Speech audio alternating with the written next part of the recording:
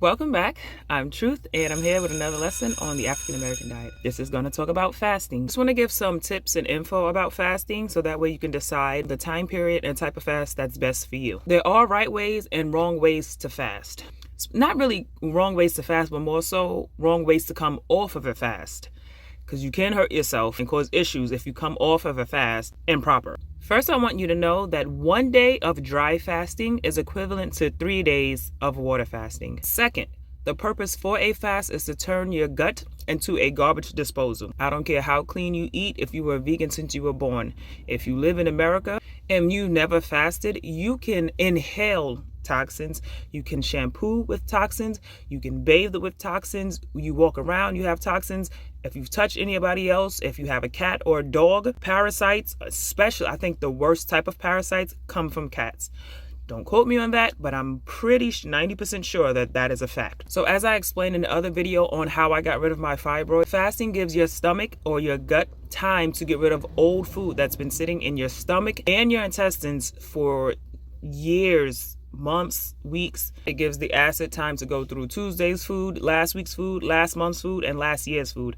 Then it goes through your intestines, gets rid of all of that, goes through the fat, gets rid of all of that, and it starts to go through your cells, also looking for food or fuel to feed your organs. The purpose of your gut is to feed your vital organs first and then give you energy, things like that. So for me and my fibroids that I had, I gotta stop saying my fibroids, let me not speak that of myself.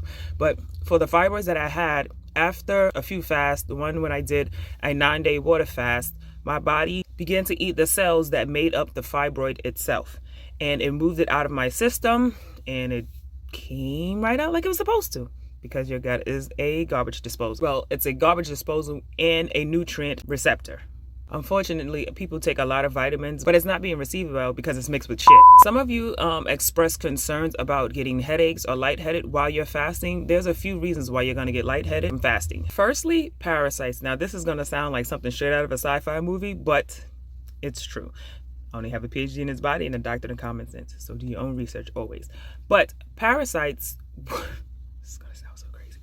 Parasites will piss on your brain to give you a headache in order for you to eat. So anytime you fast, parasites will take over your body because they are mind control entities that take over your body, make you crave food, sugar, and I think yeast in order to feed itself. So everything that your body does not need is what parasites live off of.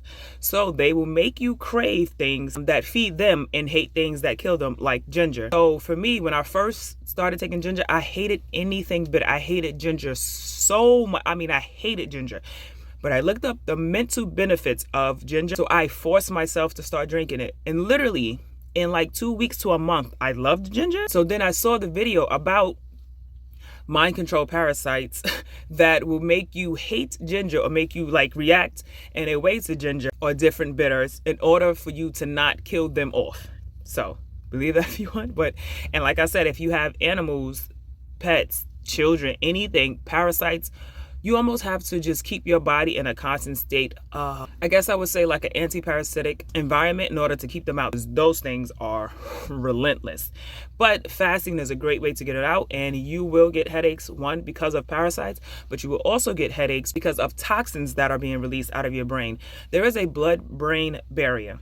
There are some things that get through, like mercury can get through the blood-brain barrier. I'm trying to say that right. So toxins being flushed out, parasites being flushed out, environmental pollutions that are being flushed out, and those are all making you dizzy because it's being flushed out of your brain. Also, as we know, your body needs 130 grams of sugar per day for it to function properly. You're going to get lightheaded because your body is craving sugar. But trust me, you have a lot of yeast, sugar, and stuff like that that's in your gut that your body will find to feed your brain. Also, it will make you sleepy because your digestive system uses a lot of energy to digest.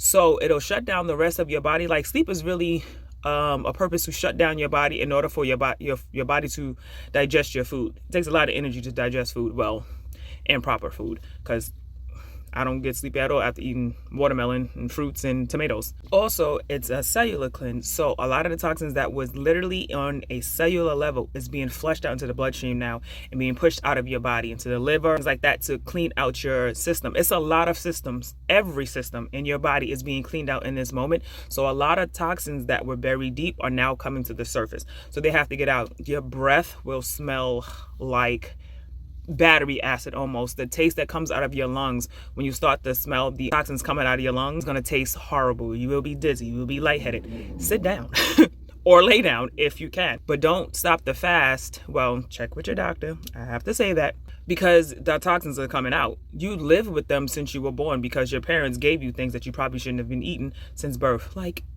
cow's milk. And that's my opinion. My opinion. So you've had 3 decades of toxins that you are now getting rid of. Put that into perspective. In my opinion, the 3rd day of fasting will be the hardest. But after the 3rd day, well, the first 3 days. First day is like, oh, okay. 2nd day, you're really hungry. 3rd day, your body is fighting for you to eat. After the 3rd day, it seems like your body just accepts the fact that it's in fasting mode, and you just begin to accept it mentally. Something clicks, and it's happened every time.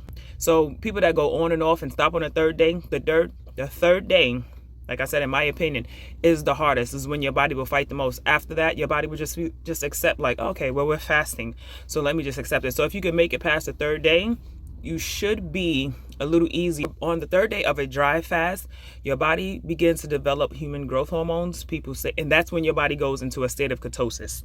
So people explain a keto diet, but your body doesn't go into a state of ketosis until the 3rd day of a dry fast. So I'm no doctor. I'm just saying I've studied fasting for a long time. The longest water fast I've done was 9 days.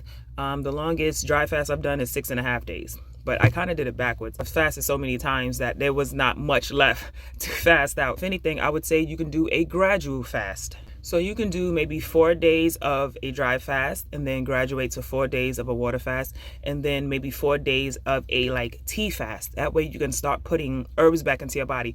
Try not to use any teas that have the little plastic baggies. You can just make tea out of turmeric root, ginger root, stuff that's right in your closet that doesn't take plastic, because plastics are a hormone disruptor, which is kind of defeating the purpose to begin with. I'm running out of time, so I'm just going to get straight into how to come off a fast properly. If you do a dry fast, you must introduce water back into your system first. If you do a water fast, you need to introduce like a smoothie into your system, and then like oatmeal. You need to gradually go back into solids, from liquid to solids. You can hurt yourself because it's like your body gets used to nothing being in it. So the amount of acid isn't there. So when it has time to break down, it's not as concentrated, if that makes sense. I've done it personally and it's painful. I did a fast to get rid of a viral respiratory infection, and I had pasta and it tore my ass up. I'm not even gonna lie to you. My stomach felt like it was like the intestines were glued together. It was very painful. Do not recommend it. You can hurt yourself. I'm definitely gonna have to make a part 2 because I'm running out of time. That's it for this class. I will see you in the next lesson. Bye.